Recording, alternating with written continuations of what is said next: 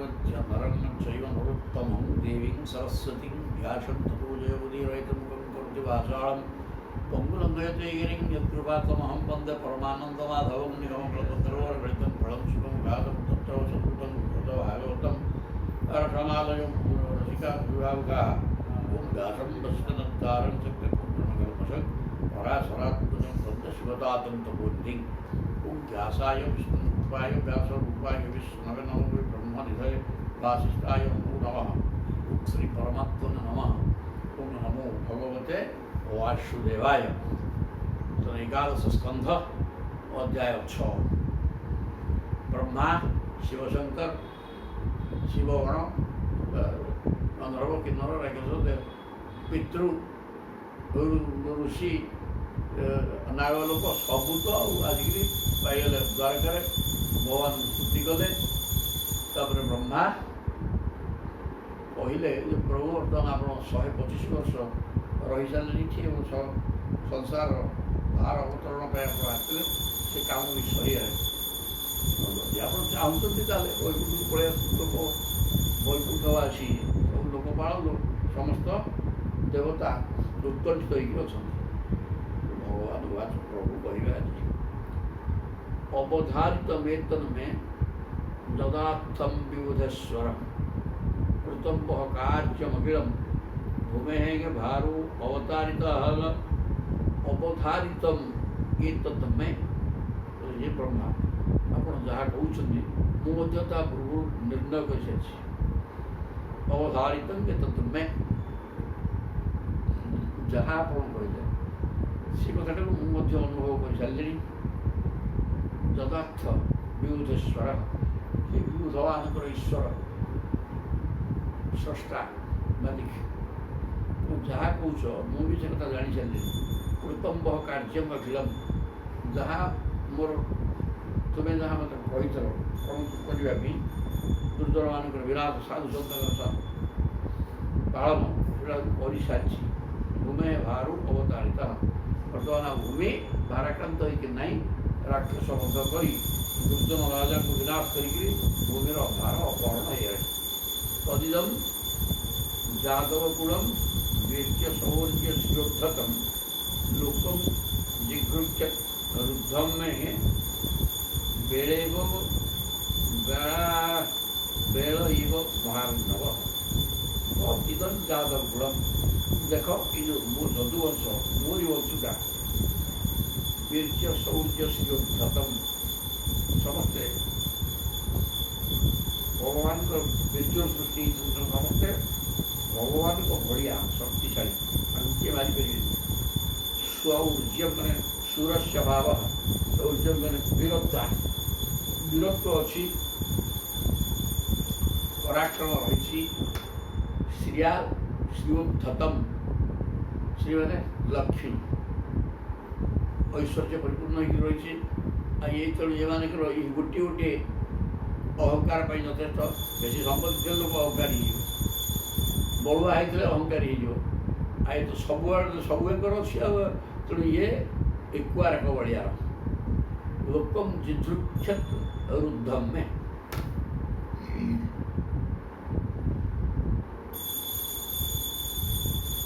जदुवंशर बल विक्रम वीरता और धन संपत्ति उन्नत हो सारा पृथ्वी को ग्रास कर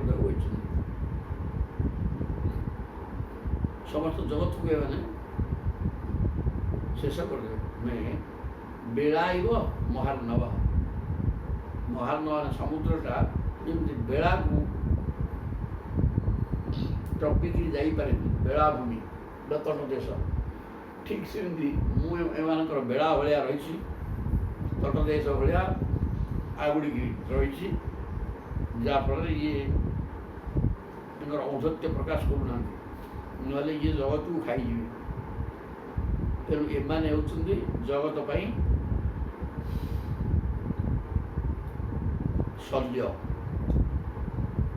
तेणु याकू विनाश करवा दरकार जद्य संहृत्य तृप्ता ना जदुनांग गुणम गुणम गंतास्मि मनेन दुःख अयम उद्वेलेन विनाम क्षति ଯଦି ଅସମୃତ୍ୟ ଦୃପ୍ତା ନାହିଁ ଯଦି ଇଏ ଦୃପ୍ତ ମାନେ ଭୟଙ୍କର ଦୁଷ୍ଟ ଯାଦବ କୂଳକୁ ବିପୁଳ କୂଳ ବିରାଟ ଯଦୁବଂଶୀ ଅଳ୍ପ ଲୋକ ଲକ୍ଷ ଲକ୍ଷ ଏ ଲକ୍ଷ ଲକ୍ଷ ଯଦୁବଂଶୀକି ଯଦି ମୁଁ ବିନାଶ ନ କରିକିରି ସ୍ୱର୍ଗକୁ ଚାଲିବି ଆଉ ହବ କ'ଣ?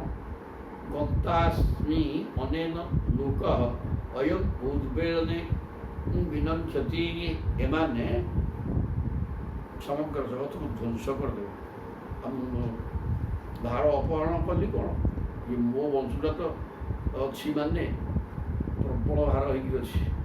ଅବଶ୍ୟ ବ୍ରହ୍ମାଙ୍କୁ କହିଲେ ତୁମେ କହିବା ଅନୁସାରେ ମୁଁ ସବୁ ଭାର ଅପହରଣ କଲିଣି, କୌଣସି ଭୁଲ ନାହିଁ।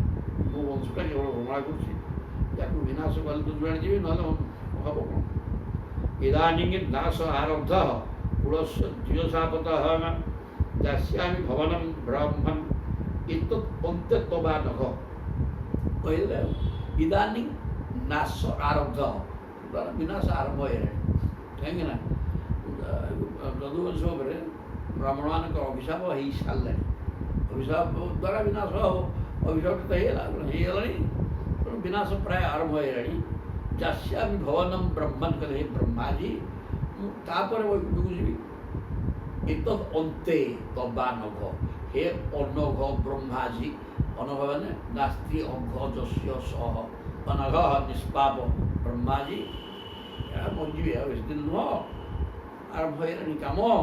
ବ୍ରାହ୍ମଣ ଅଭିଶାପ ଦେଇ ସାରିଲେଣି, ଏହା ବିନାଶ ହେଇଗଲା ପରେ ପଳେଇବେ। ତ୍ରିଶୃଙ୍ଗବାଚ ଇତ୍ୟୁକ୍ତ ଲୋକନାଥେନ ସ୍ୱୟଂଭୂ ପ୍ରଣିପତ୍ୟତଂ ସହ ଦେବଗଣୀୟର ଦେବ ସ୍ୱଧାମ ସମପଦ୍ୟତ ଇତ୍ୟୁକ୍ତ ଲୋକନାଥେନ ଲୋକମାନେ ବ୍ୟକ୍ତିବିଶେଷ ନୁହଁ, ଚତୁର୍ଦ୍ଦଶ ବ୍ରହ୍ମାଣ୍ଡ ନାୟକ ଭଗବାନ କୃଷ୍ଣଚନ୍ଦ୍ର ଏହି ପ୍ରକାର କହନ୍ତେ ସ୍ୱୟଂଭୂ ମାନେ ବ୍ରହ୍ମା ପ୍ରଣିପତ୍ୟତମ୍ ତମ୍ ଶ୍ରୀକୃଷ୍ଣ ପ୍ରଣିପତ୍ୟ ଭଗବାନଙ୍କୁ ପ୍ରଣାମ ଜଣାଇ ସହ ଦେବଗଣୀ ଦେବତାମାନଙ୍କ ସହିତ ଦେବ ବ୍ରହ୍ମା ସ୍ୱଧାମ ସମପଦ୍ୟତ ଚାଲିଲେ ସତ୍ୟ ଲୋକ ନା ସତ୍ୟ ଅଥ ତସ୍ୟାଂ ମହୋତ୍ପାଦନ ଦ୍ୱାରାବତ୍ୟାଂ ସମୁତ୍ଥିତାନ୍ ସବୁ ଦ୍ୱାରକାରେ ଚାଲିଛି ଲୀଳା। ବର୍ତ୍ତମାନ ଦ୍ୱାରକାରେ ବିଲୋକ୍ୟନ ଭଗବାନ ଆହ ଯଦୁବୃଦ୍ଧାନ୍ ସମାଗତାଙ୍ଗନ ଅଥ ତସ୍ୟାଂ ମହୋତ୍ପାଦାନ୍ ଦ୍ୱାରାବତ୍ୟାଂ ସମୁତ୍ଥିତାଙ୍ଗନ ବିଲୋକ୍ୟ ଭଗବାନ ଆହ ଯଦୁବୃଦ୍ଧାନ୍ ସମାଗତାଙ୍ଗନ ଅଥ ତସ୍ୟାଂ ଦ୍ୱାରାବତ୍ୟାଂ ମହୋତ୍ପାଦାନ୍ ସମୁତ୍ଥିତାନ୍। ତାପରେ ହେଇଛି କ'ଣ?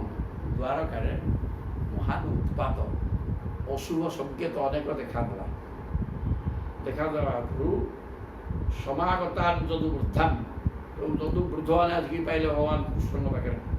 କ'ଣ କରିବା କ'ଣ ନାହିଁ, ଯାହା ଯୁଆଡ଼େ ଦେଖିବ ସିଆଡ଼େ ସବୁ ଅମଙ୍ଗଳ ସୂଚକ ଚିହ୍ନ, ଇଏ ଆଉ ଭଲ ଲାଗୁନି କିଛି।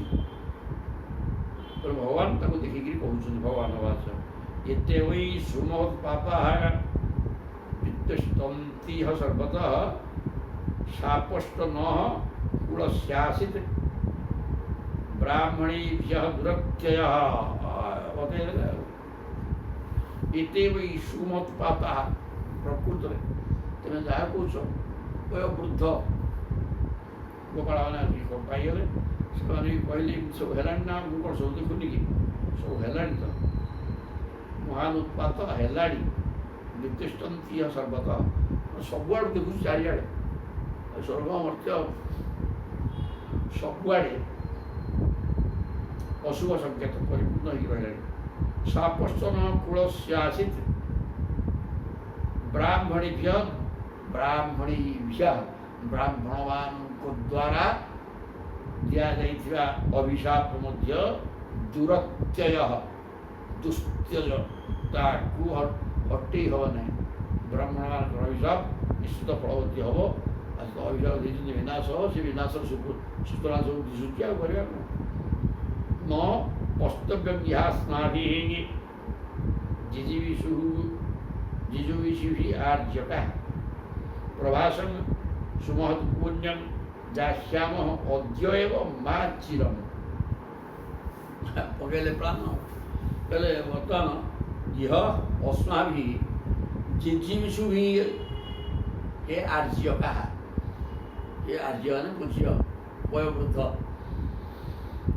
कुलवृद्ध गोपाल माने बर्तमान जिजीविषु ही आम तो बंचा चाहूँ ना किए बंचा न चाहब कि तेणु न बस्तव्य इह बंचा दरकार आम इच्छा हेनी इठी रही बंची हेनी धर्मकर अभिशाप भयंकर सब दिशा सब शेष हम तेणु प्रभास सुमहत पुण्यम अत्यंत पवित्र तीर्थस्थान है प्रभास सीठी चलीगले अबा ब्राह्मण अभिशाप टी खंडन हो तीर्थयात्रा पड़ेगा प्रभास पड़ेगा जस्या जास्याम अद्य एव माँ चिर मोटे विलंब कर ना आज ही पड़ेगा कहीं भयंकर विपद देखा ब्राह्मणकर अभिशाप सी कौन सहज खंडन तेणु हम इठी आ रहा हम आज सागे सागे जा विलंब नकार जत्र स्नात्वा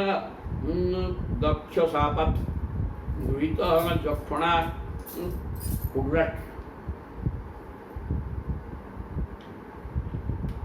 विमुक्त किलिपिशात् सद्य भेजे भूय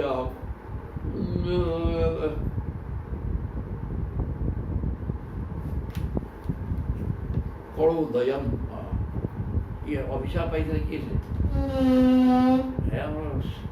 चंद्र चंद्र अभिशाप पाई काठू ससुर दक्ष कारण सी 27टा झील को विवाह दक्ष से गोटे झील को भल पाइले रोहिणी की अन्य हतादर कले तेणु से कहवा फल दक्ष तुम अभिशाप दे तुमको जख्मा आई जाऊ क्षय रोग आ जख्मा आईगला तेणु से जगह को आसिक कहले ये प्रभास तीर्थ को आसिक चंद्र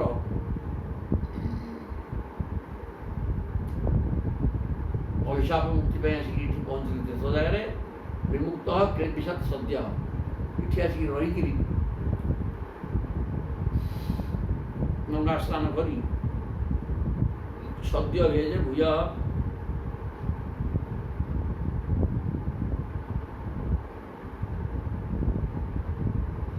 कलोदयम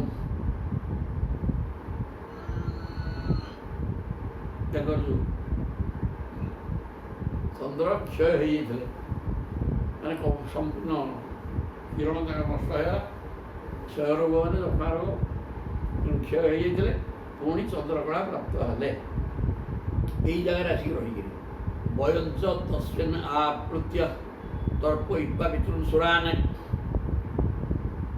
आम मान प्रभास तीर्थ स्नान करी पितृ एवं देवता मान तर्पण करी भोजयित्वा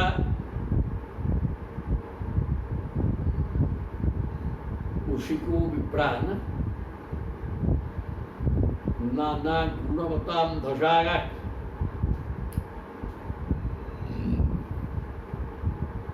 सहित नाना प्रकार सुस्वादु खाद्य रांधि श्रेष्ठ ब्राह्मण मान को श्रद्धापूर्ण चित्तर भोजन करवा नाना गुणवता धसा मैंने रासाता खाद्य नुहे विटामिन थी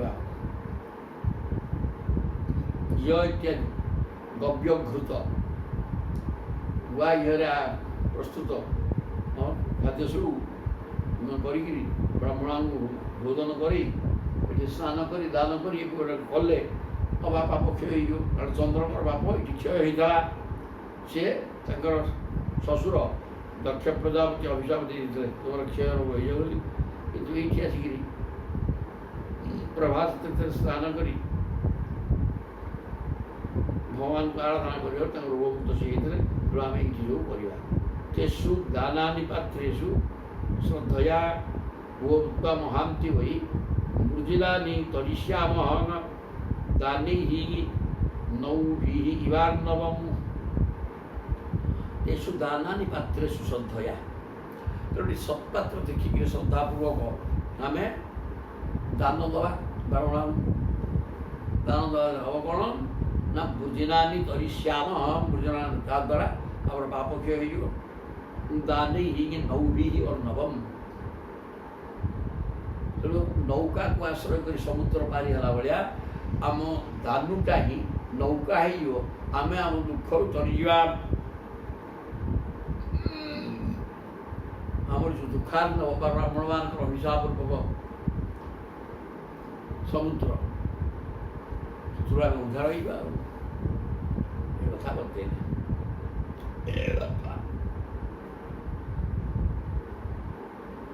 ତାପରେ ଶିଶୁ କବା ସୁଗଦେବ କହୁଛନ୍ତି ଏବଂ ଭଗବତା ଦିଷ୍ଟା ଯାଦବାହ କୁଳନନ୍ଦନ ଗନ୍ତୁଂ କୃତ ଧିୟ ବା ତୀର୍ଥମ ସ୍ୟନ୍ଦନାନ୍ ସମଯୁଜୟନ ଏବଂ ଭଗବତା ଦିଷ୍ଟା, এই প্রকার ভগবতা তৃতীয় বিভক্তি ভগবানଙ୍କ দ্বারা আদিষ্ট হি অর্থাৎ ভগবানଙ୍କ ଆଦେଶ କ୍ରମେ ଯାଦବା କୁଳନନ୍ଦନ ସୁଗଦେବ କହୁଛନ୍ତି ହେ କୁଳନନ୍ଦନ ପରୀକ୍ଷିତ ମହାରାଜ ଉପଯୁକ୍ତ କୁଳର ଦାୟାଦ। ତ ଯାଦବ ମାନେ ଭଗବାନଙ୍କ ଆଦେଶ କ୍ରମେ ଗନ୍ତୁଂ କୃତ ଧିୟ ଯାହା କେବେ ସମସ୍ତେ ସେଥିରେ ରାଜି ଆଉ କ'ଣ, ତେଣୁ ସମସ୍ତେ ପ୍ରହାସ୍ଥିତକୁ ପଳାଇବା। ତୀର୍ଥମ ସ୍ୟନ୍ଦନାନ୍ ସମଯୁଜୟନ୍, ରଥପଥ ବ୍ୟବସ୍ଥା କରି କେମିତି ଯିବେ ପ୍ରଭାସ ତୀର୍ଥ ପର୍ଯ୍ୟନ୍ତ ଯାନବାହନ ବ୍ୟବସ୍ଥା ସବୁ କଲେ। ତନ୍ ନିରୀକ୍ଷ ଉଦ୍ଧବ ରାଜନ୍ ଶ୍ରୁତ୍ୱା ଭଗବତୋଦିତଂ ଦୃଷ୍ଟ୍ୱା ଅରିଷ୍ଟାନି ଘୋରାଣୀ ନିତ୍ୟଂ କୃଷ୍ଣ ମନୁବ୍ରତ। ଉଦ୍ଧବ ତ ସବୁ ତାଙ୍କ ପାଖେ ପାଖେ ଥାନ୍ତି, ତେଣୁ ସିଏ ଉଦ୍ଧବ ଦେଖିଲେ କୃଷ୍ଣ ଅନୁବ୍ରତ ନିତ୍ୟମ୍, ଘର ସଂସାର ତାଙ୍କର ଥିଲେ ମଧ୍ୟ ସବୁ ସଂସାର ଛାଡ଼ି ସଦା ସର୍ବଦା ଭଗବାନ କୃଷ୍ଣଙ୍କ ପାଖରେ ରହୁଥିଲେ। ତେଣୁ ଉଦ୍ଧବ ଏ କଥା ଦେଖିକିରି ନିରୀକ୍ଷ ଉଦ୍ଧବ ଏ ରାଜନ୍ ସୁଗଦେବ କହୁଛନ୍ତି ପରୀକ୍ଷିତ ମହାରାଜ, ଉଦ୍ଧବ ଏସବୁକୁ ଲକ୍ଷ୍ୟ କରି ଶ୍ରୁତ୍ୱା ଭଗବାନଙ୍କର କଥା ଶୁଣି ଯେ ବର୍ତ୍ତମାନ ବ୍ରାହ୍ମଣଙ୍କର ଅଭିଶାପ ଆସିଗଲା, ଏ ତ ସହଜରେ ଏଥିରୁ ଉଦ୍ଧାର ହେଇପାରିବନି। ତେଣୁ ସେ ପ୍ରଭାସ ସବୁ ଯାଇକି ସ୍ନାନ କରି ଦାନ ଫାନ କଲେ, ଅବା କଟିଯିବ। ଏସବୁ କଥା ଶୁଣିଲା ପରେ ଉଦ୍ଧବଙ୍କ ମନରେ ସନ୍ଦେହ ହେଲା ଯେ ଇଏ ପ୍ରଭୁ ପଳେଇବେ। ଦୃଷ୍ଟ୍ୱା ଅରିଷ୍ଟାନି ଘୋରାଣୀ, ଏବଂ ଉଦ୍ଧବ ବି ଲକ୍ଷ୍ୟ କଲେ ଯେ ଭୟଙ୍କର ଅରିଷ୍ଟ ମାନେ ଅଶୁଭ ସଂକେତ ସବୁ ହେଉଛି। ତେଣୁ ବିବେକିତ ଉପସଙ୍ଗମ୍ୟ ଜଗତାଂ ଈଶ୍ୱରେଶ୍ୱରଂ ପ୍ରଣମ୍ୟ ଶିରସା ପାଦୌ ପ୍ରାଞ୍ଜଳି ତମ୍ ଅଭାସତ। ବିବିକ୍ତଙ୍କୁ ବସଙ୍ଗମ୍ୟ, ହାଟ ମଧ୍ୟରେ ବ୍ରହ୍ମଜ୍ଞାନ ଚଳିବ କି? ତେଣୁ ଉଦ୍ଧବ କ'ଣ କଲେ, ସିଏ ବୁଝିଗଲେ କ'ଣ ହେବାକୁ ଯାଉଛି। ତେଣୁ ସିଏ କ'ଣ କଲେ, ନିର୍ଜନ ସ୍ଥାନରେ ଯାଇକି ଭଗବାନଙ୍କ ସହିତ ମିଶିଲେ। ଜଗତାଂ ଈଶ୍ୱରେଶ୍ୱର, ଜଗତର ଈଶ୍ୱରମାନଙ୍କର ଈଶ୍ୱର ଭଗବାନ କୃଷ୍ଣଙ୍କ ନିକଟରେ ଯାଇକି ପହଞ୍ଚିଗଲେ। ପ୍ରଣମ୍ୟ ଶିରସା ପାଦୁ, ପାଦ ଧରିକିରି ମୁଣ୍ଡ ଲଗେଇକିରି ପ୍ରଣାମ କଲେ ଏବଂ ପ୍ରାଞ୍ଜଳି ଶ୍ରଦ୍ଧାଞ୍ଜଳି ପୁଟରେ ତଙ୍ଗ ଭାସତ, ନମ୍ରତାର ସହିତ ନମସ୍କାର ମୁଦ୍ରାରେ ତାଙ୍କୁ କହୁଛନ୍ତି। କାହାକୁ?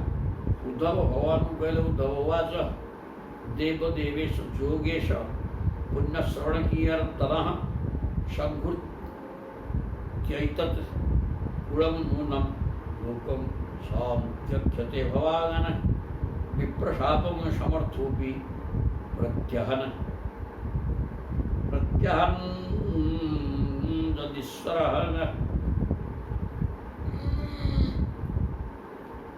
देवदेवेश योगेश पुण्यश्रवण कीर्तन। हे देवदेव देवता मानकर देवता एवं स्वामी, हे योगेश्वर, हे पुण्यश्रवण कीर्तन आपणकर नाम कीर्तन कले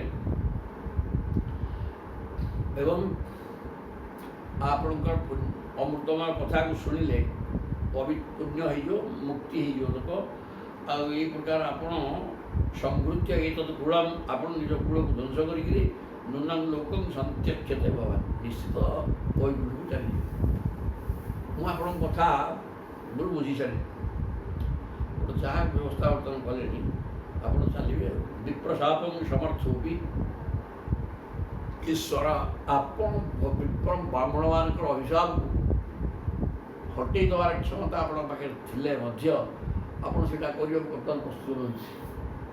ସେଇଥିରୁ ମୁଁ ବୁଝି ସାରିଲି ଯେ ଆପଣ ଏଠି ରହିବାକୁ ଚାହୁଁନାହାନ୍ତି, ଏମାନଙ୍କୁ ବିନାଶ କରିଦେଇକିରି ଆପଣ ବୈକୁଣ୍ଠକୁ ପ୍ରତ୍ୟାବର୍ତ୍ତନ କରିବେ। ନାହଂ ତବାଙ୍ଗିରି କମଳଂ କ୍ଷଣାର୍ଦ୍ଧମପି କେଶବ ତ୍ୟକ୍ତୁଂ ସମୁଚ୍ଛୟେ ନାଥ ସୁଧାମ ନୟ ମାମପି। ମୁଁ ଜାଣିସାରିଲିନି ତୁମେ ପଳେଇବ ସୁଧାମ, ହେଲେ ନ ଅହଂ ତବାଙ୍ଗିରି କମଳଂ କ୍ଷଣାର୍ଦ୍ଧମପି କେଶବ। ହେ କେଶବ, ମୁଁ କ୍ଷଣାର୍ଦ୍ଧମପି, ଗୋଟାଏ କ୍ଷଣର ଅଧା, ଗୋଟାଏ ସେକେଣ୍ଡ ମଧ୍ୟ ଆପଣଙ୍କର ପାଦପଦ୍ମର ବିଚ୍ୟୁତି ମୁଁ ସମ୍ଭାଳି ପାରିବିନି ପ୍ରଭୁ। ଆପଣଙ୍କର ପାଦପଦ୍ମରୁ ବିଚ୍ୟୁତି ସମ୍ଭାଳି ପାରିବି ନାହିଁ, ତ ଆପଣଙ୍କର ଦର୍ଶନ ମନୋରଥ କରିବା ମୋର ଦରକାର। ମୁଁ ଛାଡ଼ିକି ରହିପାରିବି ନାହିଁ। ତ୍ୟକ୍ତୁଂ ସମୁଚ୍ଛୟେ ନାଥ, ମୁଁ ସୁଧାମ ନୟମାମପି, ତେଣୁ ମୁଁ ତ ରହିପାରିବିନି ନା, ତେଣୁ ମୋତେ ଅଧା ତୁମେ ସାଙ୍ଗରେ ନେଇକି ଯାଅ। ତବ ବିକ୍ରୀତଂ କୃଷ୍ଣ ନୃଣାଂ ପରମ ମଙ୍ଗଳଂ କର୍ଣ୍ଣ ପୀୟୁଷମାସ୍ୱାଦ୍ୟ ତ୍ୟଜ୍ୟ ସ୍ପୃହାଂ ଜନ। ବୋଲେ ହେ ପ୍ରିୟ ଶ୍ରୀକୃଷ୍ଣ, ତବ ବିକ୍ରୀତଂ, ଆପଣଙ୍କର ଏଇ ଯେଉଁ ଅବତାରଣୀକି କ୍ରୀଡ଼ା ରସ, ଅବତାରଣୀକି ଯାହା ଏଠି ଖେଳା ଲୀଳା କଲେ, ଯାହା ଆପଣଙ୍କର କାର୍ଯ୍ୟକଳାପ ହେଲା, ସେସବୁ ଗୁଡ଼ାକ ବର୍ତ୍ତମାନ ଲୋକମାନଙ୍କର ସେଇ କଥାକୁ ବାରମ୍ବାର ଆଲୋଚନା କଲେ ଲୋକମାନଙ୍କର କଲ୍ୟାଣ ହେବ। ଆପଣଙ୍କର ଅବତାର କଥାକୁ ଆଲୋଚନା ଦ୍ୱାରା ଲୋକମାନଙ୍କର କଲ୍ୟାଣ ହେବ, କିଛି ଅସୁବିଧା ନାହିଁ। କର୍ଣ୍ଣ ପୀୟୁଷଂ ଆସ୍ୱାଦ୍ୟ, ତାହା କାନ ପାଇଁ ଅମୃତ। କଥାଟା କାନ ମାଧ୍ୟମରେ ଯିବ ନା ହୃଦୟକୁ, ତେଣୁ କର୍ଣ୍ଣ ମାଧ୍ୟମ ଦେଇକିରି ୟା ଆପଣଙ୍କର କଥା ଅମୃତକୁ ଯିଏ ପାନ କରିବ ତାର ମଙ୍ଗଳ ହିଁ ମଙ୍ଗଳ ହେବ। ତେଣୁ ତ୍ୟଜ୍ୟ ସ୍ପୃହାଂ ଜନ, ଲୋକମାନେ ଅନ୍ୟ ବାଜ୍ୟ କଥାକୁ ଶୁଣିବା ପାଇଁ ସ୍ପୃହା କରିବେ ନାହିଁ। ଆପଣଙ୍କର ଏଇ ଯେଉଁ କଥାମୃତ ରସ ଅବତାର ନେଇକରି ଯାହା ଖେଳା ଲୀଳା କରିଛନ୍ତି, ସେଗୁଡ଼ାକ ଅମୃତ ସଦୃଶ। ଲୋକ କର୍ଣ୍ଣ ମାଧ୍ୟମରେ ପାନ କଲେ ତାଙ୍କର ଦୁଃଖ ଦୁର୍ଦ୍ଦଶା, ସାଂସାରିକ ଯନ୍ତ୍ରଣା ଦୂର ହୋଇବ, କିଛି ଅସୁବିଧା ନାହିଁ। ଶଯ୍ୟା ସନାଟନ ସ୍ଥାନ ସ୍ନାନ କ୍ରୀଡ଼ା ସନାଦିଷୁ କଥଂ ତ୍ୱାଂ ପ୍ରିୟମାତ୍ୱାନଂ ବୟଂ ଭକ୍ତା ତ୍ୟଜେମ ହି।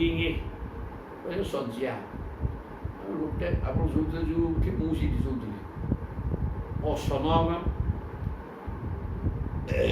ଆସନ, ଆପଣ ବସୁଥିଲେ ମୁଁ ବସୁଥିଲି। ଅଟନ, ଆପଣ ବୁଲୁଥିଲେ ମୁଁ ବୁଲୁଥିଲି। ଅସନ ସ୍ଥାନ ସ୍ନାନ, ଆପଣ ଗାଧୋଉଥିଲେ ମୁଁ ଗାଧୋଉଥିଲି। ଆଉ ଯେଉଁଠିକି ଯାଉଥିଲେ ମୁଁ ବି ସେଠିକି ଯାଉଥିଲି। କ୍ରୀଡ଼ା, ଆପଣଙ୍କ ସହିତ ଆମର ଖେଳ ଚାଲିଥିଲା। ଅସନାଦିଷୁ, ଅସନାଦି ଭୋଜନ, ଏକାଠି ବସିକି ଖାଉଥିଲେ। କଥଂ ତ୍ୱାଂ ପ୍ରିୟଂ ଆତ୍ମାନଂ, କେମିତିକା ଅତ୍ୟନ୍ତ ପ୍ରିୟତମ ମୁଁ ଆପଣଙ୍କୁ ଛାଡ଼ିବି। ବୟଂ ଭକ୍ତା ତ୍ୟଜେମ ହି,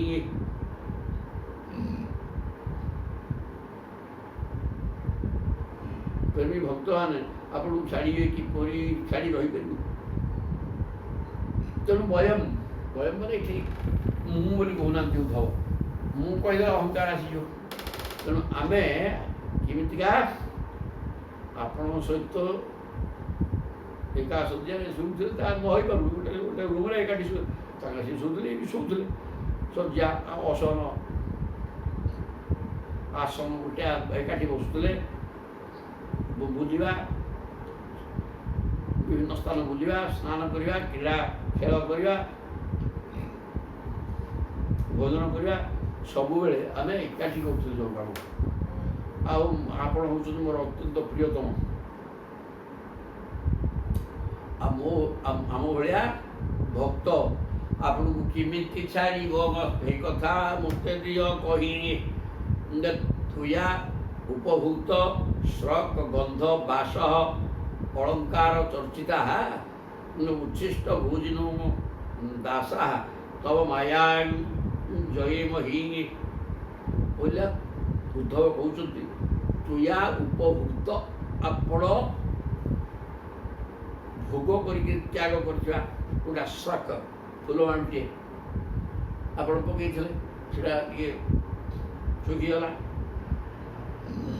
ଆଉ ଜଣେ ଆଉ ଗୋଟେ ମାଳ ଆଣିଲା, କେତେଟା ମାଳ ପକେଇଥିଲେ ଆପଣ ବାହାର କରିଦେଲେ, ତାକୁ ମୁଁ ପକେଇ ଦେଉଥିଲି ବେଗରେ ଗନ୍ଧ ଚନ୍ଦନ, ଆପଣ ଦେହରୁ ଖସୁଥିବା ଚନ୍ଦନକୁ ମୁଁ ମୋ ଗୋଟେ ଟିକେ ମାରି ଦେଉଥିଲି ବାସ, ଆପଣଙ୍କର ପାଲଟା ଲୁଗାକୁ ପିନ୍ଧି ପକାଉଥିଲି ଅଳଙ୍କାର ଚର୍ଚ୍ଚିତା, ଆପଣ ଲଗେଇଥିବା ଅଳଙ୍କାରକୁ ଖୋଲିଲା ପରେ ମୁଁ ତାକୁ ଟିକେ ଲଗେଇ ପକାଉଥିଲି।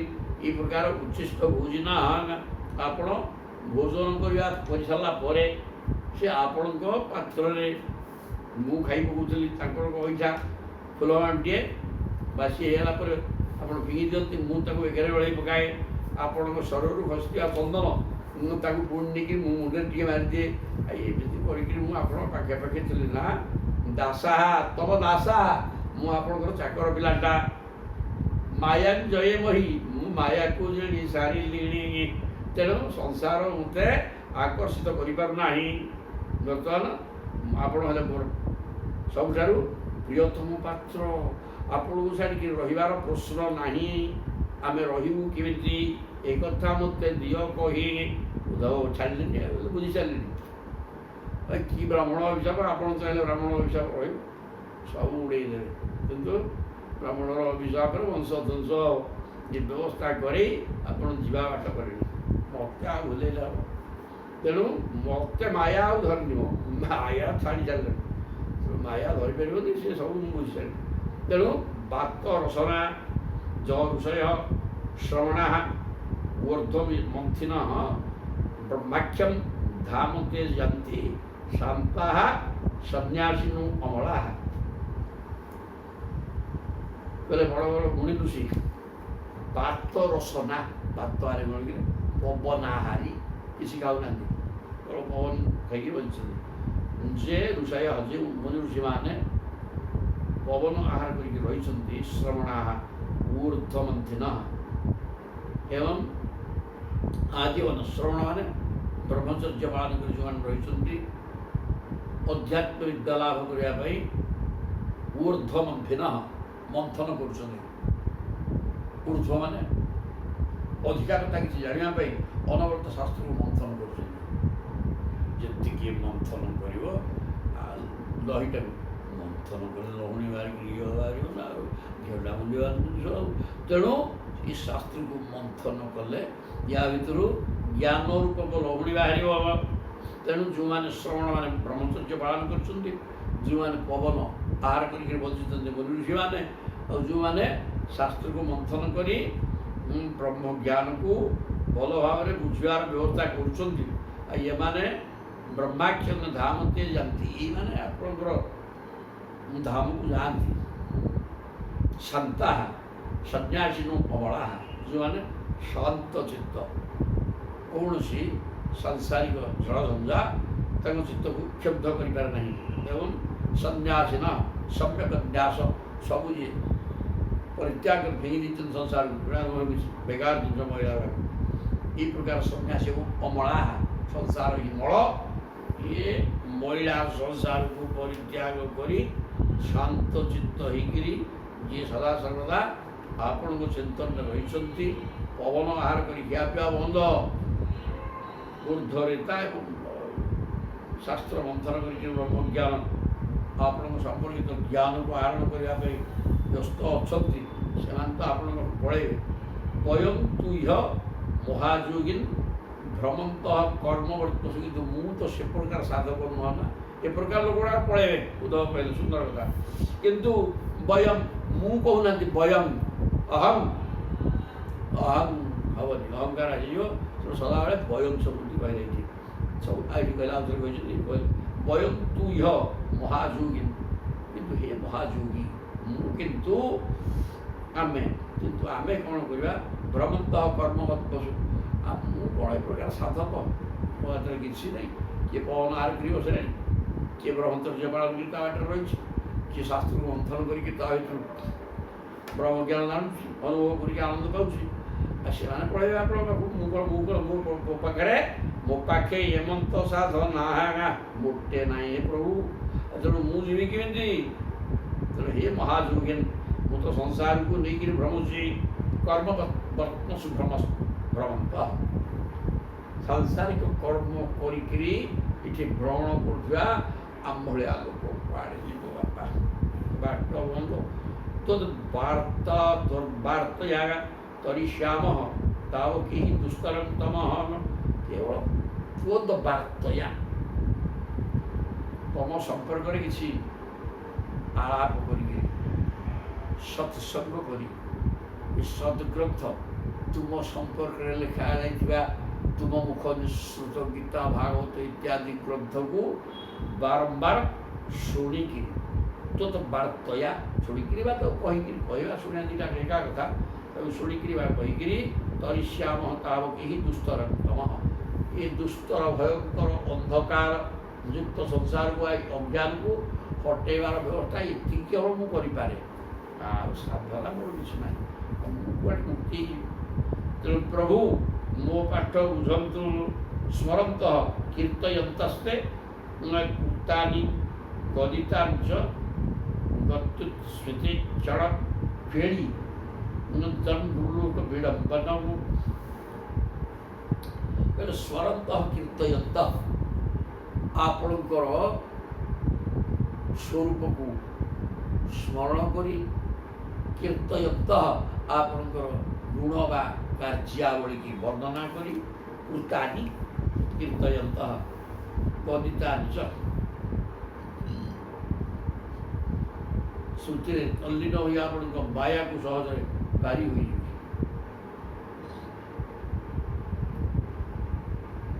ତାହା ସ୍ମରଣ କୀର୍ତ୍ତନ କରିକିରି ଆପଣ ଯେଉଁଗୁଡ଼ାକ ଏଠି ଅବତାର ନେଇକିରି କଲେ ଏଇସବୁ ଜିନିଷ ଗୁଡ଼ାକ ଆମେ ସ୍ମରଣ କରିବୁ କୀର୍ତ୍ତନ କରିବୁ ଏଇସବୁ କାମ କରିପାରିବେ ନା ମୋରା ଅଧିକା ସାଧନ କାହିଁ ଏଇ ପ୍ରକାର ସବୁ କରି ଗତ୍ୟୁତ୍ ସ୍ମୃତି କ୍ଷଣେ ଖେଳି ଆପଣଙ୍କର ଗମନ କେମିତି ଗଜଗମନ ଚାଲି ପକେଇକି ଯାଆନ୍ତି ଆଉ ସେ ସେଗୁଡ଼ାକୁ ଆମର ମନରେ ରହିବ ନା ଦେଖୁଛୁ ତେଣୁ ଆପଣଙ୍କର ଗତି ଆଉ ସ୍ମିତ ମନ୍ଦ ହସ ମନ୍ଦ ମନ୍ଦ ହସିକିରି ଯେଉଁ ବାଟ ଚାହିଁ ଆଉ ଗତି ଗଜଗମନ ଚାଲି ଏସବୁଗୁଡ଼ାକ ଆମେ ଦେଖିଛୁ ନା ଇଆଡ଼େ କ'ଣ ମନରୁ ଯାଉଛି ନା ଯିବ ତେଣୁ ସେଗୁଡ଼ାକ ମନେ ପକେଇକି ଇଆଡ଼େ ତାର ସ୍ୱରୂପ ଚିନ୍ତନ ହେଲା ଇଆଡ଼େ ଆପଣଙ୍କ କଥା ଯାହା ବର୍ତ୍ତମାନ ଅବତାର ନେଇକି ସଂସାର ସୁରକ୍ଷା ପାଇଁ ଯାହା କରିଯାଇଛନ୍ତି ସେଗୁଡ଼ାକ କୀର୍ତ୍ତନ କରି ଜନ୍ମଲୋକ ବିଡ଼ମ୍ବନ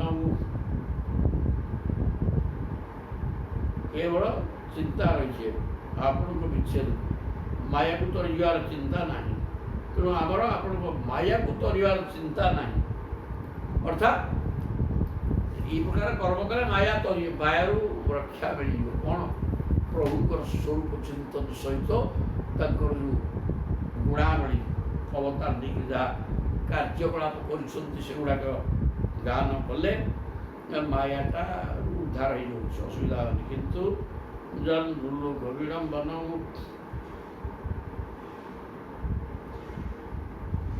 ମାୟାକୁ ଡର ନାହିଁ ନାଇଁ କି କେବଳ ଚିନ୍ତା ଲାଗିଛି ଆପଣଙ୍କ ବିଚ୍ଛେଦକୁ କେମିତି ସହିପାରିବା ମାୟାରୁ ଆଉ ବ୍ୟସ୍ତ କିଛି ନାହିଁ ମୁଁ ମାୟା ତରିସାରି ଭରସା ଅଛି ମୁଁ ଯାଉଛି ନା ଆସୁଛି ଘର ତ ଅଛି ମୁଁ ଆପଣଙ୍କ ପାଖେ ସବୁ 24 ଘଣ୍ଟା ନା 24 ଘଣ୍ଟା ନାଇଁ ଖାଇବା ପିଇବା ଚାଲିବା ବୁଲିବା ଖେଳିବା ଶୋଇବା ସବୁ ତ ଆପଣଙ୍କ ପାଖରେ ଆଉ ତେଣୁ ସେଇଥିରେ ମାୟା ଭାୟା ଆମ ପାଖରେ ନାହିଁ ଯେ କିନ୍ତୁ ସେ ମୁକ୍ତି ହେଇଯିବେ ସେ କଥା ମୋର କ'ଣ ସାଧନା ନାହିଁ ଆଉ ହେମନ୍ତ ଉଦ୍ଧବ କହିଲେ ଶ୍ରୀ ସୁଖବାଚ ସୁଖଦେବ କହୁଛନ୍ତି ଏବଂ ବିଜ୍ଞାପିତ ରାଜନ୍ ଭଗବାନ ଦେବକୀ ସୁତଃ ଏକାନ୍ତିନଂ ପ୍ରିୟଂ ଭୃତ୍ୟଂ ଉଦ୍ଧବଙ୍ଗ ସମଭାସତ ଚମତ୍କାର ଏବଂ ବିଜ୍ଞାପିତ ରାଜନ୍ ସୁଖଦେବ କହୁଛନ୍ତି ହେ ରାଜନ୍ ପରୀକ୍ଷିତ ମହାରାଜ এই প্রকার উদ্ধব কহন্তে ভগবান দেবকী সুত দেবকী নন্দন ভগবান কৃষ্ণচন্দ্র একান্তিনম প্রিয়ম একান্ত প্রিয় মানে অত্যন্ত প্রিয়তম ভগবানଙ୍କର ମଧ୍ୟ ସିଏ ପ୍ରିୟ ଉଦ୍ଧବଙ୍କର ଭଗବାନ ଯେମିତି ପ୍ରିୟତମ ଭଗବାନ ମଧ୍ୟ ଭଗବାନଙ୍କର ଉଦ୍ଧବ ମଧ୍ୟ ପ୍ରିୟତମ ଭକ୍ତ ତେଣୁ ଭୃତ୍ୟମ୍ ନିଜର ଭୃତ୍ୟ ଏକାନ୍ତ ପ୍ରିୟ ଉଦ୍ଧବମ୍ ସମଭାଷତ।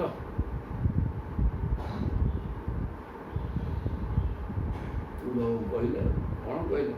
ଇତି ଶ୍ରୀମଦ୍ଭାଗବତ ମହାପୁରାଣେ ପାରମହଂସ୍ୟାଂ ସଂହିତାୟାଂ ଏକାଦଶ ସ୍କନ୍ଧେ ଷଷ୍ଠୋଧ୍ୟାୟଃ ଅଥତ ଅଧ୍ୟାୟରେ ଅବଧୂତ ଉଦ୍ଧବଙ୍କୁ ଶାସ୍ତ୍ର ପଢ଼ାଇଲେ। ଅବଧୂତ ଉପାଖ୍ୟାନ ଆରମ୍ଭ ହେଲା। ଅବଧୂତ ତାଙ୍କର କେତେ 24 ଗୁରୁ ତାହେଲେ କୋଉଠି ଟିକେ ଆରମ୍ଭ ହେବ। ଶ୍ରୀ ଭଗବାନ ବାଚ ପ୍ରଭୁ କହୁଛନ୍ତି ଯଦାର୍ଥ ମାଂ ମହାଭାଗ ତତ୍ ଚିକିତ୍ସିତମେବ ମେ ବ୍ରହ୍ମା ଭବୁ ଲୋକପାଳଃ ସୁବାସଂ ମେ ଅବିକାଙ୍କ୍ଷିଣଃ। କହିଲେ ହେ ମହାଭାଗ, କହିଲେ ଉଦ୍ଧବ ତୁମ ମହାଭାଗ୍ୟବାନ ହେ। କାହିଁକି ନା ତୁମେ ସଂସାର ଛାଡ଼ିକି ଥିବ ମୋ ପଛରେ ଗୋଡ଼େଇଛ ଅନ୍ନ ତୁମ ପାଖରେ। ତୁମ ଭଳିଆ ଭାଗ୍ୟବାନ ଆଉ କେହି ନାହିଁ। ଯଦାର୍ଥ ତେଣୁ ହିଁ ଭାଗ୍ୟବାନ ଉଦ୍ଧବଜୀ, ଯାହା ତୁମେ ମୋତେ କହିଲ ତତ୍ ଚିକିତ୍ସିତମ୍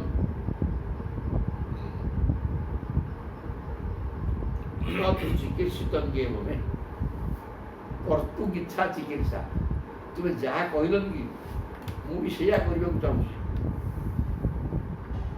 ବ୍ରହ୍ମା ଶିବ ଓ ଇନ୍ଦ୍ରାଦି ଲୋକପାଳ ମଧ୍ୟ ଚାହାନ୍ତି ଯେ ମୁଁ ଏଥର ତୁମେ ଯାହା କହିଲ ମୁଁ ସେଇଆ କରିବାକୁ ଯାଉଛି। ଅର୍ଥାତ୍ ତୁମେ କ'ଣ କହିଲ ନା ଆପଣ ଯଦୁବଂଶକୁ ଧ୍ୱଂସ କରି ପଳେଇବେ ଏଥର ସୋଧାମ କହିଲେ। ଏଥର ଆପଣ ସବୁ ଭୁଲ ନାହିଁ, ମୁଁ ଜାଣିସାରିଲିଣି। ନା ଠିକ୍ କଥା, ତୁମେ ଭାଗ୍ୟବାନ ଉଦ୍ଧବ। ତୁମେ ଯାହା କହିଲ ମୁଁ ସେଇଆ କରିବାକୁ ମତ୍ ଚିକିତ୍ସିତମ୍ ତତ୍ ଚିକିତ୍ସିତମ୍, ସେଇ କଥା ମୁଁ ବି କରିବାକୁ ଯାଉଛି। ବ୍ରହ୍ମା ଭଗବାନ ଶିବଶଙ୍କର ଲୋକପାଳ ମାନେ ବାସମ୍ ମେ ଅବିକାଙ୍କ୍ଷିଣ ସମସ୍ତେ ଆସିଥିଲେ ମୋତେ ସ୍ତୁତି କରି କହିକିରି ଗଲେ ଯଥାଶୀଘ୍ର ଆପଣ ଫେରି ଆସନ୍ତୁ। ତେଣୁ ମୁଁ ଆଉ ନ ଯିବି କେତେକେ, କାମ ତ ମୋର ସରିଲାଣି।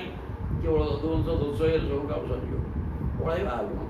ତୁମେ ଯାହା କହିଲ ସେ ଠିକ୍। ମୟା ନିଷ୍ପାଦିତ ମିହତ୍ର ଦେବ କାର୍ଯ୍ୟଂ ଅଶେଷତଃ ଯଦರ್ಥଂ ଅବତୀର୍ଣ୍ଣୋହଂ अंशेन ब्रह्मणार्थितः। ब्रह्मणा अर्थित ब्रह्मणा तृतीय वचन ब्रह्मा द्वारा प्रार्थित होकर ब्रह्मा मत प्रार्थना करते कौन तू पृथ्वी भाराक्रांत हो बर्तमान पाप भार बढ़ीगला तो पाप को हटेवा दरकार से कौन कली मया निष्पादित मोर्तन अवतार नहीं कृष्ण ऊपर अवतार नहीं देव कार्य अशेषतः संपूर्ण देवता मान कार्य संपूर्ण मूलपक्ष शेष कर देवता कार्य गोटे बाकी ना जिते दुर्जन क्षय कली समस्त विनाश कर सारी आ गोटे किए बचना केवल मुटा जलथंगम जो कम करने ब्रह्मांकर कथा अनुसार जो कम करने अवतार नहीं अहम अंशेन प्रभुकर अंश मो पाखे रही से अंशावतार मुझे नेली जो जो कम करने से देवता समस्त कार्य मो द्वारा समाप्त हो गए कूलम बई साप निर्दग्धम खाली गोटे बाट अच्छी कूल कूल सी तो साप निर्दग्धम नक्षति अन्य विग्रहात् समुद्र सप्तमे हिताय परिचन प्लावयिष्यति बोले कूलम बई साप निर्दग्धा कूल ब्रह्मसाप सब कमी मारे ना नक्षति अन्य विग्रहात् तो अध्यक्ष मारी पारे ना ताकू से पारे निजको निजे मारे कहीं बल अच्छी कहीं जगतर कहीं मारिपारे ना तो परस्पर भितर बाड़िया पिटा लगे सब तेज गुड़ाक मोरी तेज ना तेणु समस्त बल सामान तेणु भितर पिटा पिटी लगिगले ध्वंसटी होइए भले एमंत भगवान उद्धव कहते ब्रह्मसाप हो सारे भितर बाड़िया पिटा से करेंगे तेणु समुद्र सप्तमी हितान पुरे दृश्यमान द्वारका पुरीटा नुकी इटा को समुद्र कौन कर सप्तमे अवधि 7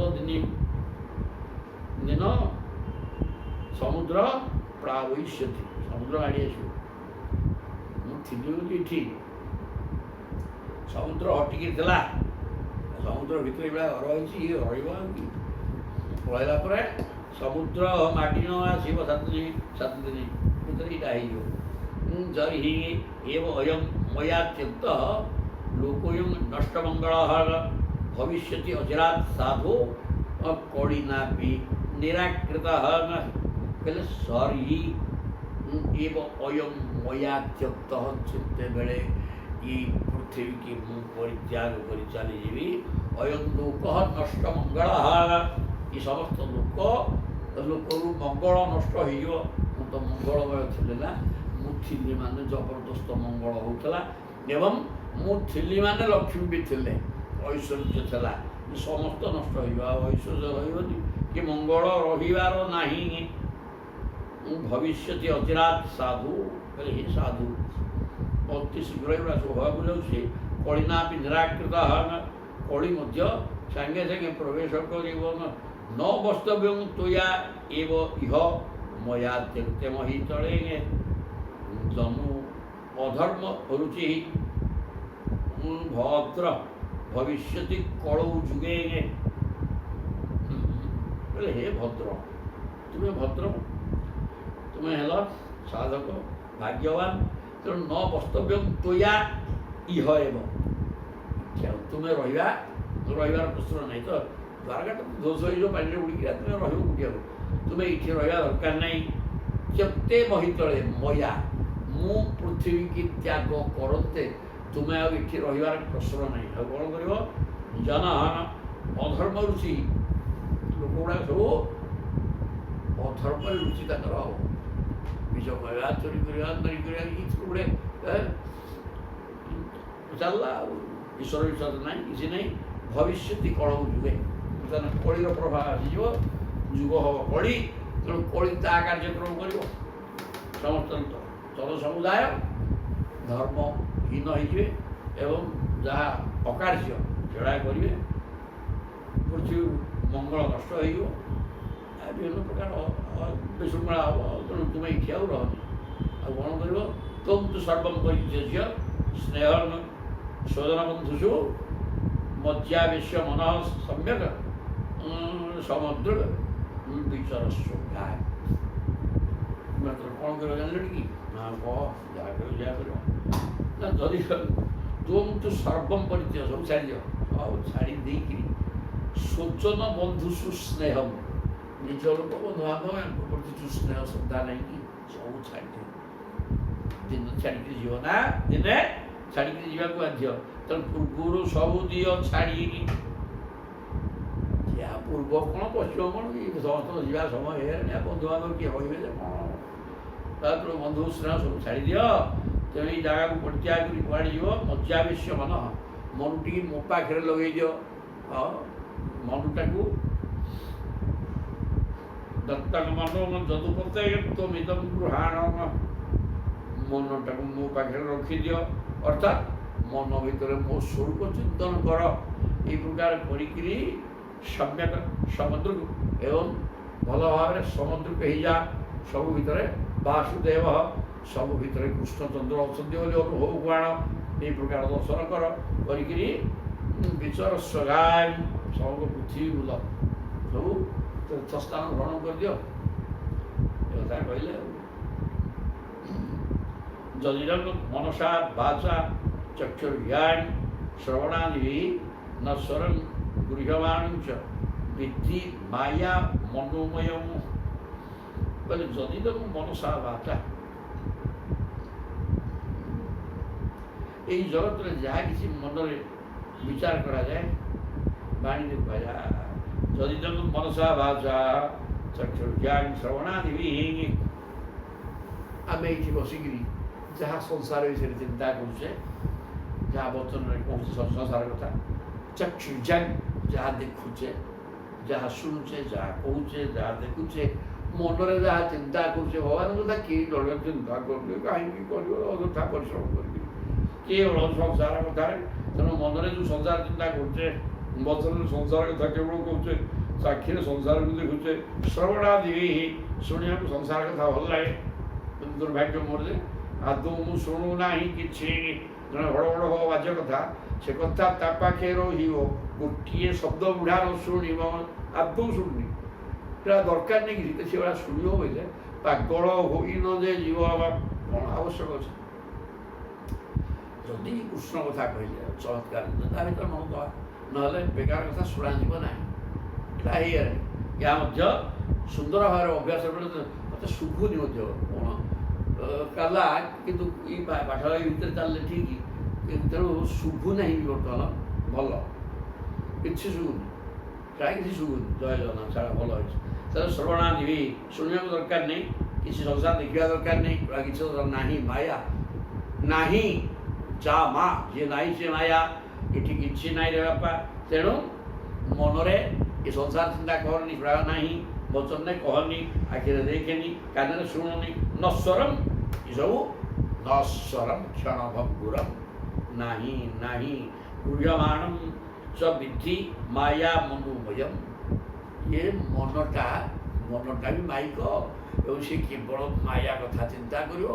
ମନଟା ସବୁ ଉଲ୍ଟା ଦେଖେ, ମନ ଭଗବାନଙ୍କୁ ଦେଖିବ କିନ୍ତୁ ଭଗବାନଙ୍କ ବିପରୀତ ହେଲା ମାୟା, ତେଣୁ ସେ କେବଳ ମାୟାକୁ ଦେଖ। ତେଣୁ ମାୟା ନଶ୍ୱର ନାହିଁ, ତେଣୁ ଏଗୁଡ଼ା କାହିଁ ଚିନ୍ତା କରିବ, ଛାଡ଼ି ଦିଅ, ତେଣୁ ଛାଡ଼ିଦିଅ କିଛି ହେବନି। ପୁରୁଷ ଅଯୁକ୍ତସ୍ୟ ନାନାର୍ଥ ଭ୍ରମଃ ସ ଗୁଣଦୋଷଭାକ୍ କର୍ମା କର୍ମ ବିକର୍ମେତି ଗୁଣଦୋଷ ଝିଉ ବିଦାରାକ୍। ସୁନ୍ଦର ଭାବରେ ଚଞ୍ଚଳ ଚିତ ଅସଂଯମୀ ପୁରୁଷମାନଙ୍କ ମନରେ ନାନାତ୍ଵ ଭାବନା ହୁଏ। ପୁରୁଷ ଅଯୁକ୍ତସ୍ୟ, ଯୁକ୍ତ, ମୋ ପାଖରେ ଯେ ଯୁକ୍ତ ହେଇଯାଇଛି ଠିକ୍ ହେଇଗଲା। ଯଦି ଯୁକ୍ତ ନୁହେଁ, ସେ ଅଯୁକ୍ତ ଲୋକ, ଯଦି ମୋ ପାଖରେ ଯୁକ୍ତ ହେଇଥିଲା କୁଆଡ଼େ ଯୁକ୍ତ ହେଇଥିଲା ଯୁକ୍ତ, ସଂସାର ମଧ୍ୟରେ ଯୁକ୍ତ ହେଇଯାଇଛି। ମୋ ପାଖରେ ଅଯୁକ୍ତ, ସଂସାରରେ ଯୁକ୍ତ, ଏଇ ପ୍ରକାର ଲୋକ ନାନାର୍ଥ ଭ୍ରମ। ସଂସାରଟା ତ ଅନେକ, ଅନେକକୁ ନେଇକି ସଂସାର, କେତେ ପ୍ରକାର ବିଚିତ୍ର ଜୀବଜନ୍ତୁ, ବିଚିତ୍ର ଆଚରଣ, ବିଚିତ୍ର କଥା, ତେଣୁ ସେ ସବୁ ତା ଭିତରେ ସେ ଯୁକ୍ତ ହେଇଯାଇଛି। ମୋ ଠାରୁ ଅଯୁକ୍ତ, କିନ୍ତୁ ଅନ୍ୟତ୍ର ହୋଇଅଛି ଯୁକ୍ତ ଭ୍ରମଃ ସହ ଗୁଣ ଦୋଷଭାକ୍। ସେଇଟା ତାର ଭ୍ରମ, ରାମ ବୁଦ୍ଧି ଭ୍ରଷ୍ଟ ହେଇଯାଇଛି, ତାର ଭ୍ରମ ସୃଷ୍ଟି ହେଇଛି। ସେପରି ଭ୍ରମ ହେଇଯାଇଛି, ବାପା କିଛି ଜାଣୁନି, କିଛି ଗୋଟେ ଜାଣୁନି। ତେଣୁ ଗୁଣ ଦୋଷଭାକ୍, ସେ ଗୁଣ ଏବଂ ଦୋଷର ପାତ୍ର ହୁଏ। ଗୁଣ ଏବଂ ଦୋଷ ଏଇ କର୍ମ କରିବ, ଏଗୁଡ଼ା କରିବା ଠିକ୍ ଅନୁସୂଚି, ସେଗୁଡ଼ା ଏଇଥିରେ ଆବୃଜର କଥାରେ ଗୁରୁତ୍ୱ, କିନ୍ତୁ ଭଗବାନ ସେସବୁ ଉର୍ଦ୍ଧ୍ୱରେ। କ'ଣ ସେଟା? ଏଇ ଗୁଣ ଏଇଗୁଡ଼ା ଏଇ କର୍ମ କରିବା କଥା, ଏଗୁଡ଼ା କରିବା କଥା ନୁହଁ।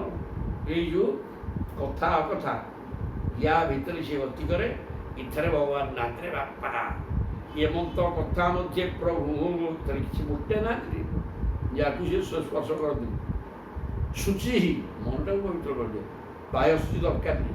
ନଗାଧିକିରି ଈଶ୍ୱରଙ୍କୁ ଡାକିଲେ କ'ଣ ପଳେଇବେ ସିଏ? ଆରାମରେ ଶୁଣିବେ ନା। ଯଦି ଭଗବାନଙ୍କୁ ଡାକିବ ଧ୍ୟାନ କରି ବସିବ, ଗାଧେଇବ କ'ଣ ପାଇଁ ଗାଧେଇବ? ଈଶ୍ୱରର ମଇଳା ତମର କ'ଣ? ଏଇଟା ତ ପାଇଖାନା ଟାଙ୍କିଟା, ଏଇଟା ମଇଳାଟା କେବଳ, ଏଇଟା ମଇଳା ହେଇଗଲା, ତୁମେ ପରିଷ୍କାର ହେଇଯିବ, ଲେମ୍ବୁ ହେଇଯିବ। ମନ ପରିଷ୍କାର କର, ମନ ପରିଷ୍କାର କର। ମନରେ କୋଟ କପଟ ଦ୍ୱନ୍ଦ ମାୟା ସଂସାର ଯଦି ଧରିକିରି ବସିଲ, ଭଗବାନ ପଶିବେନି। ତେଣୁ ମନରୁ ସମସ୍ତଙ୍କୁ ହଟା, ମନକୁ ପରିଷ୍କାର କର। ଶରୀର ଶୁଦ୍ଧିରେ କିଛି ଆବଶ୍ୟକ ନାହିଁ। ଏଗୁଡ଼ାକ କ'ଣ ସେ ସବୁଟା ବୁଝିଟା ଭୁଲି ଯାଉଛି। ତେବେ ଏ ଗୁଣ ଦୋଷ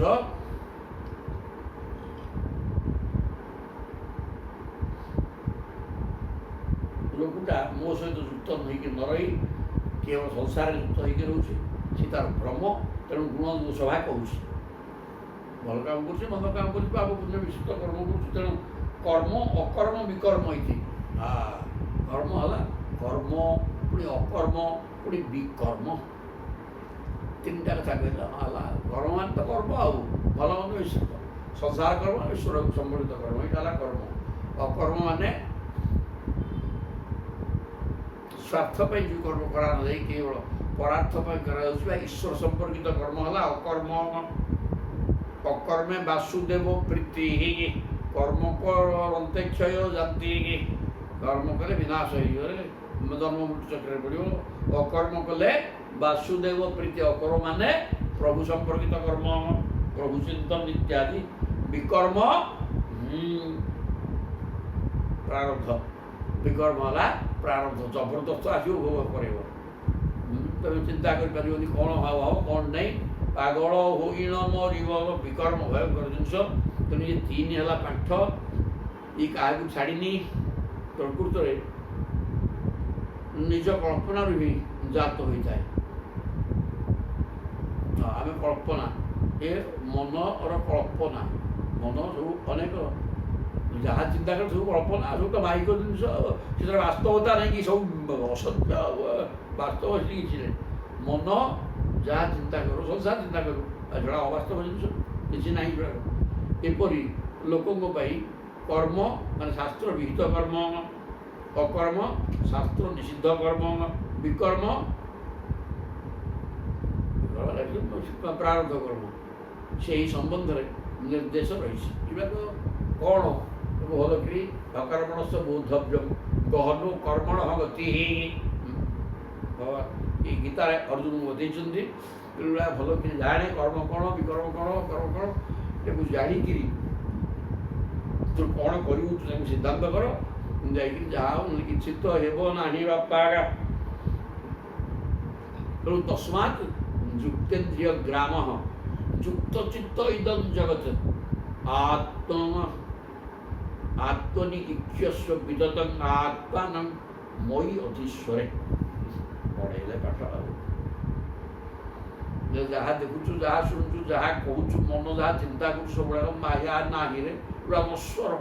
ଏମନ୍ତ ଚିନ୍ତାକୁ ଛାଡ଼ି ଇଏ ହେଲେ ପାଗଳ। ଆମେ ଭ୍ରମ ପାଗଳ ଏ ପାଗଳ ଛାଡ଼ିଦେବେ ଭଗବାନଙ୍କୁ। ସେ ନିତ୍ୟ ଏବଂ ସତ୍ୟର ସନ୍ଧାନରେ ଲାଗିଲା। ମିଛ ବୋଧରେ ଯାଇ ପଡ଼ିଛୁ। ତସ୍ମାତ୍ ଯୁକ୍ତେନ୍ଦ୍ରିୟ ଇନ୍ଦ୍ରିୟ ଗ୍ରାମ।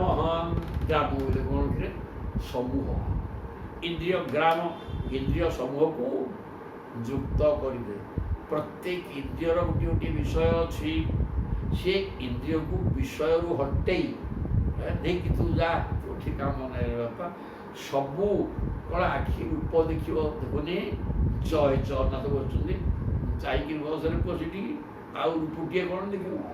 ଅନ୍ୟ ରୂପ, ବିରୂପ, କୁରୂପ ଏବଂ ତାହା ମାଇକ ରୂପ। ସିଏ ତୋତେ ଘାଣ୍ଟି ପକେଇବରେ ତାକୁ ଛାଡ଼ିଦେ। କିନ୍ତୁ ଇ ରୂପ ଦେଖେ, ଏଥିରେ ମାଧୁର୍ଯ୍ୟ ଅଛି। ଏ ରୂପରେ ଏହି ବ୍ରହ୍ମସତ୍ତା ଆନନ୍ଦମୟ। ସେ ରୂପ ଦେଖି ଆନନ୍ଦ ଅନୁଭବ କରେ। ସବୁ ହେଇଯିବ। ତସ୍ମାତ୍ ସବୁ ଇନ୍ଦ୍ରିୟ ଯୁକ୍ତ। ତାହେଲେ ଯୁକ୍ତେନ୍ଦ୍ରିୟ ଗ୍ରାମ, ଇନ୍ଦ୍ରିୟ ସମୂହକୁ ମୋ ସହିତ ଯୋଗ କରିଦେ। ଇନ୍ଦ୍ରିୟ ଗ୍ରାହ ବସ୍ତୁରୁ ହଟେଇଦେ। ଲୋକ ଶୁଣିବାକୁ ଭଲ ପାଇବ କଥା। ପାନ ବସିଲେ ୟାର ଯଦି କଥାବାର୍ତ୍ତା ଯେଉଁ ମିଠା ସିଏ ଉଠିବାର ନାହିଁ। ଘଣ୍ଟା ଘଣ୍ଟା ସେମିତି ଚାଲିଥିବ। ଭିତରେ ପାଣି ତୁଣ୍ଡ ଡୋଟା ସବୁ ଲାଗିଥିବ। କିନ୍ତୁ ଭାଗବତ କଥା ଶୁଣୁନ, ଜଣେ ଆସିବେନି ତ ପାଠ ଆଉ। ତେଣୁ କହୁଛନ୍ତି ତସ୍ମାତ୍ ଯୁକ୍ତ ଇନ୍ଦ୍ରିୟ ଗ୍ରାମ ଇନ୍ଦ୍ରିୟ ସମୂହ 5 ଜ୍ଞାନେନ୍ଦ୍ରିୟକୁ ମୋ ସହିତ ଯୋଗ କରିଦେଲେ। ପ୍ରତ୍ୟେକ ଇନ୍ଦ୍ରିୟ ଗୁଡ଼ିକ ମୋ କର୍ମରେ ରହନ୍ତି। ଆହୁରି କ'ଣ କାନ ଅଛି ତ ଶୁଣୁନୁ, ଭାଗବତ କଥା ଶୁଣୁ। ଯୁକ୍ତ ଚିତ୍ତ, ଖାଲି ଇନ୍ଦ୍ରିୟ ଯୋଗ କଲେ ହେବ କି? ଇନ୍ଦ୍ରିୟ ସହିତ ମନ କହୁନାହାନ୍ତି। ମନର ସୁପର ଅବସ୍ଥା, ମନର ଶାନ୍ତ ଏବଂ ସ୍ଥିର ଅବସ୍ଥା, ଯେଉଁଠି ସଂସାର ପଶିକିରି କ୍ଷୁବ୍ଧ କରୁନାହିଁ। ଯେତେ ଭୟଙ୍କର ଦୁଃଖ ଆସିଲେ ମଧ୍ୟ ଅବିଚଳିତ ରହୁଛି ଯେ ସେଇଟା ହେଲା ଶାନ୍ତ ସ୍ଥିତି।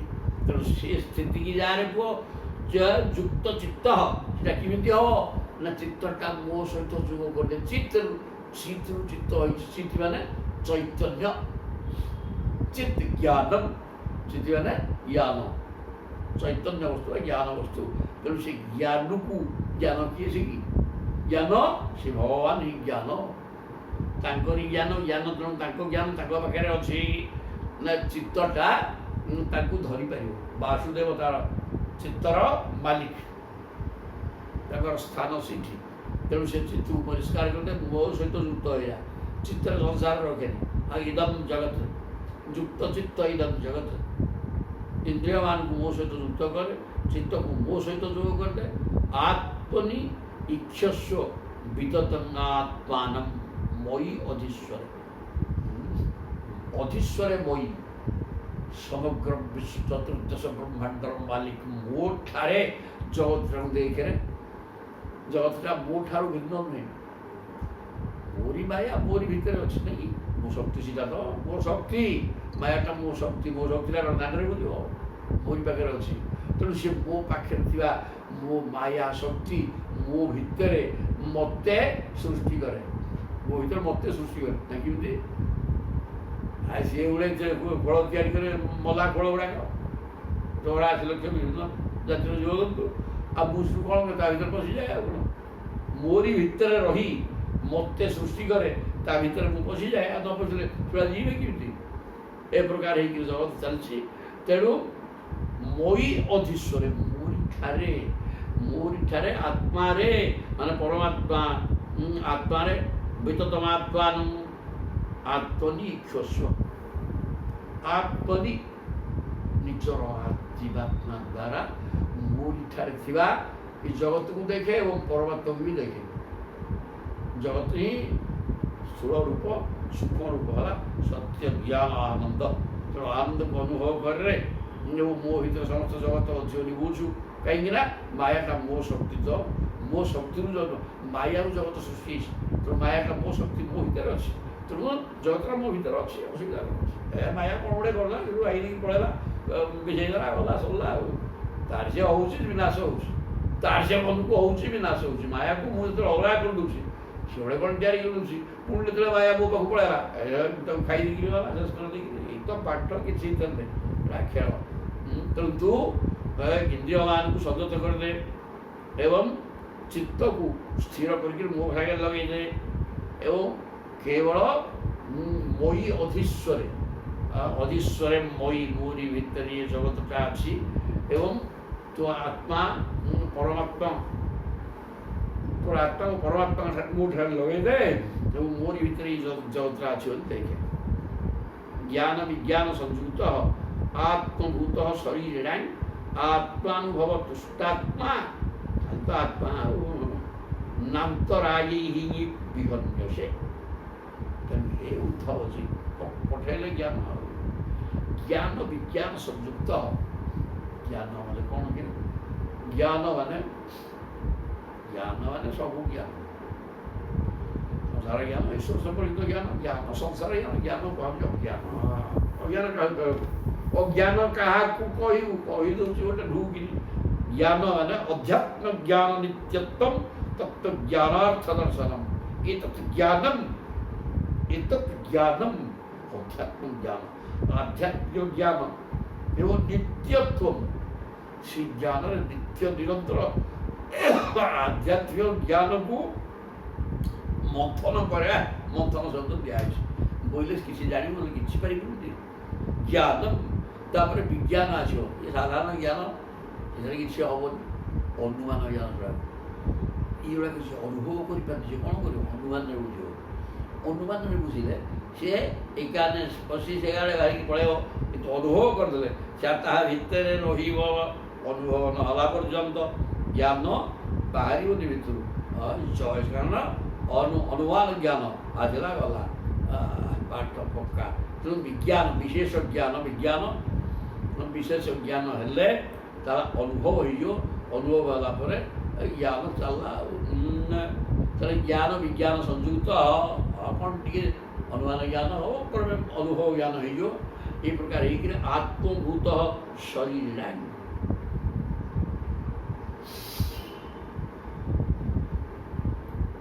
ସମସ୍ତ ଦେହଧାରୀଙ୍କ ସହିତ ଆତ୍ମଭୂତ ହୋଇଯାଅ। ଆତ୍ମଭୂତ ଶରୀରାଣୀ। ପ୍ରତ୍ୟେକ ଶରୀର ଭିତରେ ଆତ୍ମା ଅଛି। ତେଣୁ ପ୍ରତ୍ୟେକ ଶରୀର ଭିତରେ ଭଗବାନ ବାସୁଦେବ ଅଛନ୍ତି। ବାସୁଦେବ ସର୍ବମ୍। ସର୍ବଂ ଖଳୁ ଇଦଂ ବ୍ରହ୍ମ, ସବୁ ବ୍ରହ୍ମ ପଦାର୍ଥ, ସବୁ କୃଷ୍ଣମୟ ଦେଇକରେ କାହିଁ ଦେଖୁଛୁ କି ସାପ ଗଛ ମାଛ ନା, ୟା ମଧ୍ୟରେ କୃଷ୍ଣ ଅଛନ୍ତି। ଯଦି ସେ ପ୍ରକାର ମନ ଭିତରେ ଚିତ୍ତ ଭିତରେ ଭଗବାନ ତୁ ସ୍ମରଣ କରୁ, ତୁ ଯୁଆଡ଼େ ଆଖି ଫିଟେଇବୁ, କାରଣ ଆଖି ମୁଜିକି ଦେଖୁଛୁ ତା ଭିତରେ, ତେଣୁ ଆଖି ଫିଟେଇଲେ ତୋତେ ସବୁ ସେଇ କୃଷ୍ଣମୟ ଦିଶିବରେ ଅଭ୍ୟାସ କରିଦେବୁ ହେଇଯିବ। କାହିଁକି ତୋତେ ଗଛ ଦିଶିବନି, ତା ଭିତରେ କୃଷ୍ଣକୁ ଦେଖିପାରିବୁ, ଅନୁଭବ କରିବୁ, କିଛି ଅସୁବିଧା ହେବ। ଏଇଟା ଅନୁଭବ ହେବ ଯେ ଏଇ ଭିତରେ କୃଷ୍ଣ ବି ଅଛନ୍ତି ଭିତରେ କୃଷ୍ଣ। କୃଷ୍ଣକୁ ଦେଖି ଦେଇକି ସବୁଠି କୃଷ୍ଣ ଦେଖିବୁ କ'ଣ ଆଖି ଫିଟେଇଲେ ଦେଖିବେ। ଆଖି ବୁଝିକି ଯଦି ଦେଖିପାରିଲୁ ତାହେଲେ ଆଖି ଭିତରେ ସେ କୃଷ୍ଣ ସବୁଠି ଦେଖିପାରିବୁ। ରେ ବାପା ଆତ୍ମଭୂତ ଶରୀର ନାଇଁ, ସମସ୍ତ ଶରୀର ଭିତରେ ଆତ୍ମା ଅଛନ୍ତି, ଏ କଥା ଅନୁଭବ କରିବୁ। ଆତ୍ମାନୁଭବ ତୁଷ୍ଟାତ୍ମାନ, ତେଣୁ ଆତ୍ମାକୁ ଅନୁଭବ କରିକି ତୋ ଆତ୍ମା ତୁଷ୍ଟ ହୋଇଯିବରେ। କେମିତି? ଆତ୍ମା ମାନେ ପରମାତ୍ମାକୁ ଅନୁଭବ କଲେ ତୋ ଆତ୍ମା ଆନନ୍ଦ ହେବ, କାରଣ ଆନନ୍ଦ ବ୍ରହ୍ମ, ପରମାତ୍ମା ହେଉଛନ୍ତି ଆନନ୍ଦମୟ। ତେଣୁ ସେ ଆନନ୍ଦମୟକୁ ତୁ ଜୀବାତ୍ମା, ତୁ ଆନନ୍ଦମୟ ନୁହଁ, ଦୁଃଖ ସୁଖ ଭିତରେ ଅଛୁ। ଯଦି ଆନନ୍ଦ ଆଡ଼କୁ ଯିବୁ ତାହେଲେ ଆନନ୍ଦ ହେଇଯିବ। ତେଣୁ ଆତ୍ମାନୁଭବ ତୁଷ୍ଟାତ୍ମା, ତୁଷ୍ଟ ହୋଇଯିବ ତୋର ଜୀବାତ୍ମାଟା ଆନନ୍ଦମୟ ସହିତ ହେଇଥିଲା। ଆତ୍ମାନୁଭବ କଲେ, ଆତ୍ମାକୁ ଅନୁଭବ କଲେ, ଆନନ୍ଦ ଆତ୍ମା ହେଲେ ଆନନ୍ଦମୟ। ତେଣୁ ତୋ ଆତ୍ମା ଯେ ଆନନ୍ଦମୟକୁ ଅନୁଭବ କରୁ, ସେ ବୁଝିବ।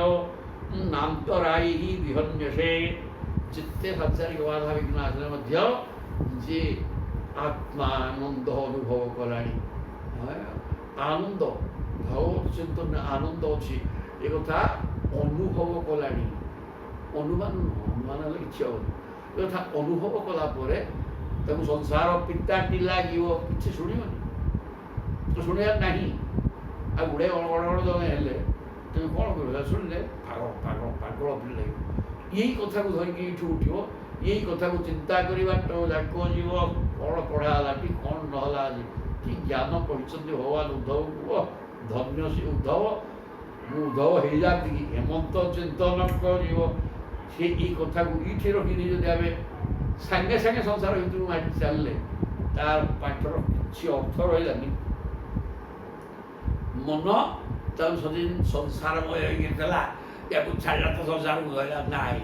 ୟା ଭିତରେ ମଜିକି ରହିବ 24 ଘଣ୍ଟିଆ ଏମିତି ରହିଲେ ତାପରେ କିଛିଟା ହୋଇବ, ନହେଲେ ସର୍ବନାଶ ହେବ। ମୋଟେ ଭଗବାନ ଘରେ ମିଳିବେନି, ଏଗୁଡ଼ା ମାଗଣା ଜିନିଷ ନା କ'ଣ? କିନ୍ତୁ ମିଳିବାକୁ ବାଧ୍ୟ, ମିଳିବେ ଏ ପ୍ରକାର ହେଲେ। ନହେଲେ ହେବ କ'ଣ? କିଛି କର ପା, ନହେଲେ ହେବନି। ଏଠି ରହିଯାଆନ୍ତୁ, ତାପରେ ଦେଖିବା। ଜୟ ଜଗନ୍ନାଥ।